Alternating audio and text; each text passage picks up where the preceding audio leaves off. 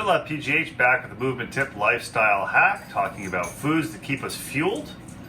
Today's recipe is my recipe for my daily morning ritual or daily morning routine of a couple of double espressos with my home espresso setup.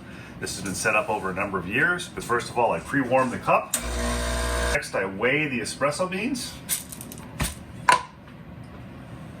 And I use between 18 and 22 grams of espresso beans, depending on the grind. The espresso beans go into the grinder. If you're going to make home espresso, the best thing to have is to focus on the grinder before you focus on the machine.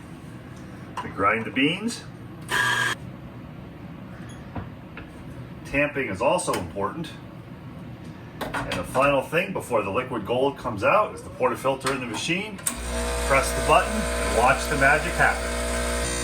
So move more, move often, and if you like coffee, try some homemade espresso.